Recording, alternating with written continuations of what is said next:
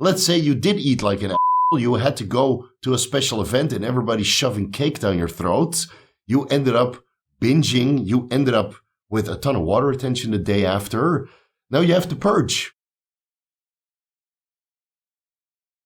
Vigorous Steve here with yet another Vigorous Q&A for all of your bodybuilding related questions. Today we have two questions about water retention, so I'm going to combine both questions into a single video. First question is from Mattia Testa FF. What's the fastest way and or protocol to take off water retention following a fast and short holiday or a weekend out? And the second question is from BJ Piff. Supplements and performance enhancing drugs to help lose extra water weight and bloating. Well, first we have to pinpoint the cause of the water retention and then we can address them. Before we get into the answer, please like the video, leave a comment for the algorithm, and consider subscribing if you haven't already. Do me a solid, hit the notification bell button while you're at it so you can get notified whenever a new Vigorous Q&A video drops. First, we have to pinpoint the source of the water retention. Now, if you're already using performance enhancing drugs, that's very easy to pinpoint. Testosterone, nandrolone, growth hormone, insulin, basically everything that I'm using right now, as you can probably tell from my face, a lot of those compounds, quote-unquote wet compounds, potentiate water retention through several different pathways. So first we have to pinpoint which compounds we're using that could potentially cause water retention. And then, of course, on top of that, eating like an asshole doesn't really help. So if you go on a holiday for 2 days or 3 days and completely go overboard, go to the hotel breakfast buffet, then have your food coma, you're not doing any sort of activity, then you have a light little lunch, probably room service, and then for dinner you have another all-you-can-eat hotel walking buffet experience. 2 or 3 days of that, now you're morbidly obese, borderline insulin resistance, close to type 2 diabetes, carrying a ton of water retention. Trust me, I've been there. I've done this several times in my life where you go on holiday, and even though it's a short holiday, because you eat way too much, and now you have so much water retention that you end up looking like the Michelin Man. So the golden rule here is, don't eat like an asshole when you go on holiday. And don't eat like an asshole whenever you go out for the weekend. Don't drink like an asshole either. That's a lot of hidden extra calories, a lot of simple sugars, which is surely going to contribute to the water retention and, of course, the hangover, which you're going to get the next day. So stay on top of your diet, only eat high-quality food sources, not this processed garbage full with saturated fats or simple sugars or a ton of sodium, especially MSG, which makes you retain water like none other. Eat foods which are very similar to what you've been eating during the week. Hopefully you keep track of your macronutrients and micronutrients. You're on top of your electrolyte intake so that it's nice and stable. Then going into the weekend, you stick with the foods that you've already been eating, but it's maybe packaged up a little bit nicer. So instead of eating steak or flank or whatever beef you've been eating, you eat a hamburger. And instead of the chicken that you've been having and the eggs, you eat a club sandwich, right? It's a little bit more luxurious, a little bit more additional ingredients, but very similar to what you've been eating. If you've been on top of your electrolyte intake and your water intake, more often than not, you're getting less electrolytes over the weekend, that you're eating a little bit more luxuriously, and you're not retaining any water because of it. Now, if you go with Cheetos or other kinds of chips and popcorn and high sodium pizzas in the form of a 4 cheese or 8 cheese pizza, and those are out there as well. If you're getting a lot of electrolytes, sodium in, and a lot of saturated fat, a lot of simple sugars, you will certainly retain a ton of water. And if you go for a cookie binge or an ice cream binge, well, it's the end of the world and you probably need to fast for a couple days just to get the water off. So let's say you did eat like an asshole. You had to go to a special event and everybody's shoving cake down your throat. You ended up binging. You ended up with a ton of water retention the day after. Now you have to purge. And that's the horrible behavior to do. You're binging and purging. And that's basically the worst thing you can do to your body. So if that did happen, why don't you do intermittent fasting for a couple of days? Reduce your carbohydrate intake.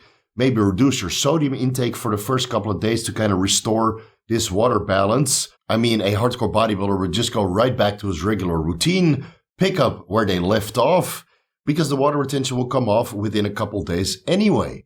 Now, again, if you did eat like an asshole, you might need to do drastic measures in the form of intermittent fasting where you're restricting your carbohydrate intake or maybe reduce it down to zero. Vegetables only, with protein obviously and a little bit of healthy fats to keep you going for maybe 3 days, 5 days after this major cheat meal event. And otherwise, fast it off. Right? You did the damage. Now you have to go extreme and fast for a couple days. I've done this a lot of times. Not that I ate like an asshole and then had to fast because of that, but I fasted multiple times in my life, maybe 20 times in total.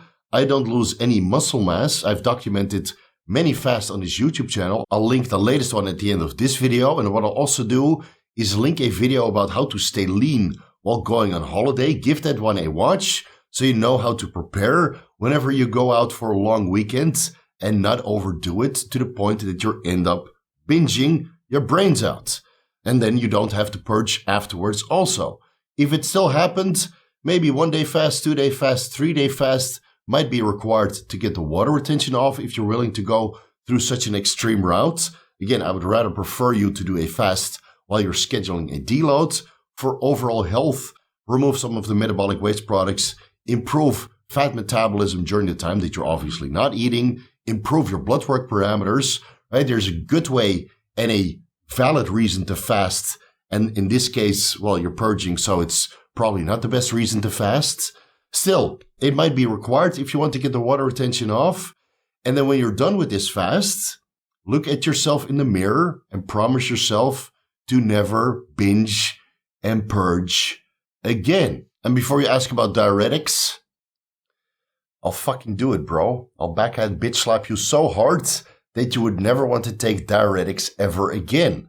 Right? You're already messed up your electrolyte balance by eating like an asshole, and now you want to make it worse by taking a diuretic. Man up and fast. And even then, it's better just to eat a little bit more healthily, focus on the hamburgers and the sandwiches and the sushis, and then continue about your business the next day. That's what I do over the weekend. I eat nice, healthy, clean foods, a little bit more luxuriously. Monday, I hold a little bit of water. I train extra hard, maybe an extra set or two, a little bit more higher volume because, well, I restored all of this glycogen. Then by Tuesday morning, I'm just as lean as I was Sunday morning, and then my fat loss journey continues. Now, regarding some supplementation or performance-enhancing drugs, which could help mitigate some of the water retention which comes along with the use of performance-enhancing drugs, using PEDs to mitigate the water retention of other PEDs. Well, it's bodybuilding after all, so yes, you could do that. Let's discuss that right now. Besides the fact that if you get your body fat levels down to single digits, then it doesn't matter how much performance-enhancing drugs that you take that could potentiate water retention, whether that's high-dose test with high-dose nandrolone and high-dose growth hormone and high-dose insulin. If you're single-digit body fat levels, you don't retain that much water. It's that simple. Look at some of the IFB pros. They are shredded everywhere. Okay, they have maybe a round face, but everywhere else in their body, they're reasonably lean. And well, for most of the IFB pros, the dosages are quite up there. Get your body fat levels down first before you start to resort to particular performance-enhancing drugs or supplements just to get you a little bit leaner. And if you're still retaining a ton of water retention and you still need to use all of these performance-enhancing drugs to get you big, okay, then you can look into a telmisartan or an empagliflozin, which are both known to mitigate some of the water retention which comes along with the use of performance-enhancing drugs. Telmisartan, an angiotensin receptor blocker, can modulate the renin-angiotensin-aldosterone system, which is negatively impacted by most anabolic androgenic steroids, especially testosterone, which converts into estradiol, which both affect the renin-angiotensin-aldosterone system. So telmisartan is able to mitigate some of that. Now, if you combine testosterone with nandrolone, which potentiates a decent amount of electrolyte retention, even if you're on top of your electrolyte and water intake, you're still going to retain water. Take it from me, I'm using a low-dose test, a low-dose nandrolone with 40 milligrams of telmisartan, and I'm still retaining water. Now, is that because of the growth hormone? I'm currently taking 2 units of growth hormone and 10 IUs of long-acting insulin, with maybe 5 IUs of insulin 2 times per week. Some of the water retention is coming from that as well. So if you want to mitigate the water retention induced by growth hormone, I would have to look into empagliflozin, which is a sodium glucose cotransporter type 2 inhibitor, traditionally prescribed to control blood glucose levels in people suffering from type 2 diabetes. Now, you and me probably don't have type 2 diabetes, but when you take higher dosages of growth hormone, you create a little bit of insulin resistance acutely because growth hormone releases free-form fatty acids into the bloodstream, which can inhibit insulin receptor substrate 1 and prevent insulin from allowing to transcribe GLUT4 into the cell membrane, allowing it to absorb glucose. So when you take exogenous growth hormone, especially at higher dosages or more frequent administrations, you create a little bit of insulin resistance, increasing glucose concentrations in the bloodstream, which requires your pancreas to work a little bit harder, secrete more insulin unless you're taking that exogenously, and still, it's better to mitigate these free-form fatty acids which cause insulin resistance by taking growth hormone around activity levels, which is another method to get around this issue that growth hormone has on your insulin sensitivity. Still, if you're taking growth hormone multiple times per day, or you're during the off-season and your blood glucose levels might go up slightly at certain periods during the day, taking an SGLT2 inhibitor in the form of 25 milligrams empagliflozin will keep you drier overall. Again, this is only useful in cases of higher dosages of growth hormone and perhaps insulin. Both of them potentiate water retention through a multitude of different pathways. And if you want to keep your blood glucose levels in range in cases of higher dosages of growth hormone, 25 milligrams of empagliflozin upon waking will keep you drier, especially later in the day where most people using higher dosages of growth hormone seem to get more water retentive. Those two medications or ancillaries would be beneficial to keep the water off. Now, of course, you can also use quote-unquote dry compounds. Primobolan is quote-unquote dry. Masteron is quote-unquote dry. Boldenone or dihydroboldenone, Winstrol, Anavar. Most of the compounds besides testosterone, nandrolone, and ment to a certain extent are quote-unquote dry. So if you design your cycle well and maybe use an ancillary or two, you should be able to stay reasonably lean, assuming that your growth hormone and insulin intake is not astronomically high. You should be able to stay reasonably dry, assuming that your body fat levels are low, you're controlling your electrolyte intake, you're controlling your water intake, and of course your food intake. It's not rocket science. You don't need diuretics, you don't need L-dactone, you don't need uva ursi or dandelion root or whatever over-the-counter supplement that could help with water excretion. You don't need to drink coffee all day or green tea all day or sneak in a little bit of vodka at the end of the day to get you dry. And don't fucking take diuretics every day. I know people who do that to stay lean. They don't drink any water. They go to the gym. They take their pictures and their workout videos. They're close to cramping. Well, they might look shredded on Instagram, but taking diuretics every day of the year is certainly not a good idea. And trust me, guys, I can't emphasize this enough. I've done many consultations with guys that are Instagram famous that take diuretics every day, and their kidney parameters are fucked. Fucked, literally. So keep that in mind. Don't overdo the diuretics just to stay a little bit leaner. Look into the telmisartan or empagliflozin if that's required at higher dosages of growth hormone. Design your cycle well. And if you absolutely must have a little bit of a diuretic effect throughout the day, add 500 to 1,000 milligrams of vitamin C to each meal. That's 2,000 milligrams up to 6,000 milligrams vitamin C over the day. That helps to get a little bit of diuresis going, especially if you combine that with a little bit of asparagus, which is also able to induce diuresis throughout the day. You're not going to lose a significant amount of electrolytes doing it in this fashion.